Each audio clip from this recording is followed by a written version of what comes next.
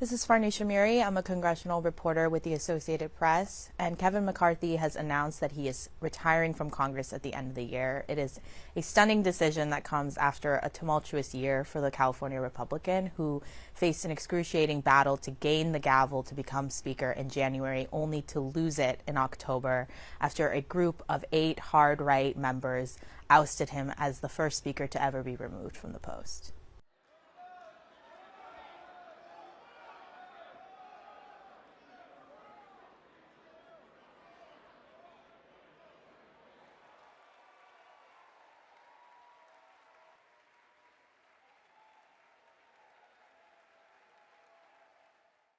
I will not run for Speaker again. I'll have the conference pick somebody else. Without objection, the motion to consider is laid on the table. Throughout his 9 months as Speaker, McCarthy faced challenges left and right. He was working with a very slim majority and a far-right group of lawmakers who were willing to test him and challenge him every significant vote and major legislation that they had to overcome.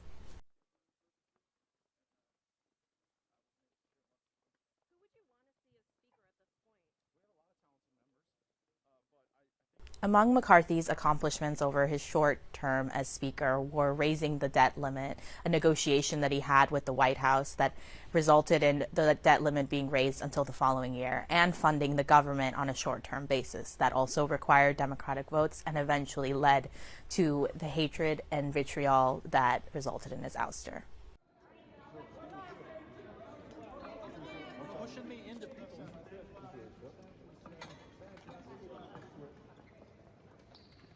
Congressman, will you resign?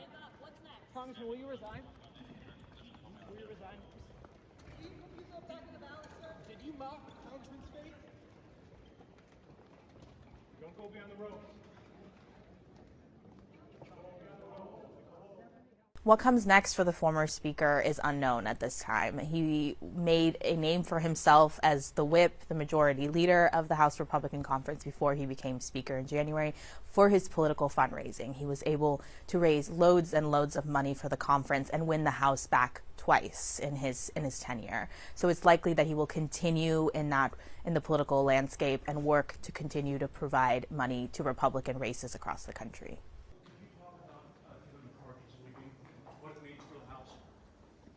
Issued a statement. That's all I would say about it right now. We're working on a bunch of other things, but Kevin has been a long and trusted. McCarthy's decision to retire at the end of the year leaves now Speaker Mike Johnson with an even slimmer majority. With only a few votes, he's capable of losing on major legislative feats that he needs to overcome, including funding the government early next year and many other plans that Republicans have that they want to accomplish before the 2024 election.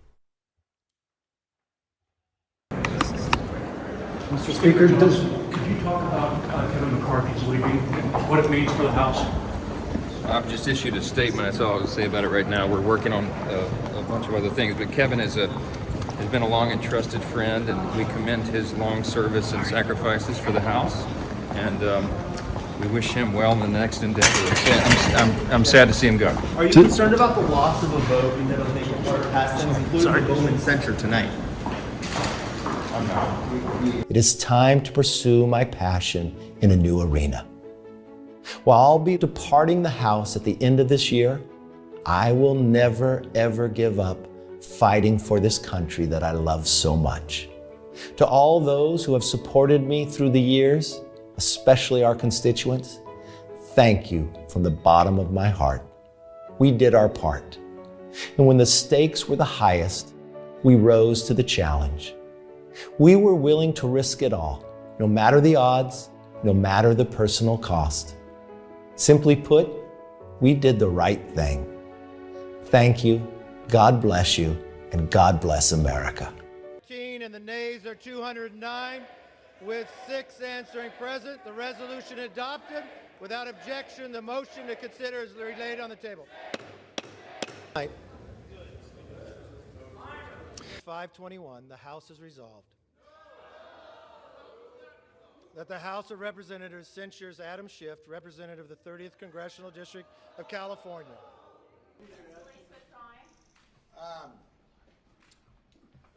work today, felt as though he wasn't going to be able to get there. My entire political career as a member of Congress, the Republicans have never been able to do what they just did last night.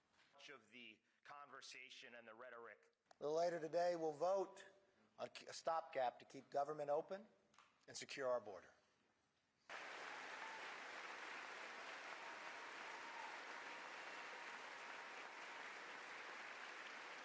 Same pressure where people realize that you can't keep playing games. I mean, you know, you sit back and look, you got Crazy Eight led by Gates with every single Democrat voted to shut down one branch of government. Who would ever think that was the right thing to do at any time of the year? President of the United States.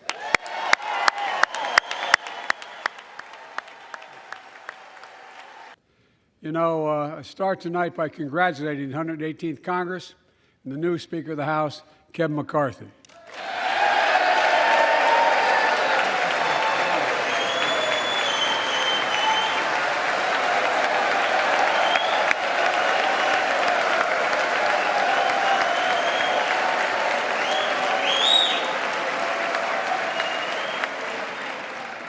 Speaker, I don't want to ruin your reputation, but I look forward to working with you.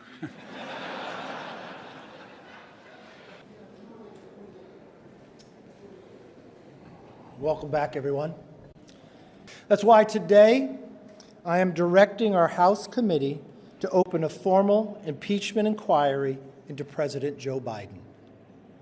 This logical next step will give our committees the full power to gather all the facts and answers for the American public. That's exactly what we want to know, the answers. I believe the President would want to answer these questions and allegations as well. This effort will be led by Chairman James Comer at the Committee on Oversight, in coordination with Chairman Jim Jordan for Judiciary Committee and Chairman Jason Smith on Ways and Means. Now, I do not make this decision lightly. And regardless of your party or who you voted for, these facts should concern all Americans.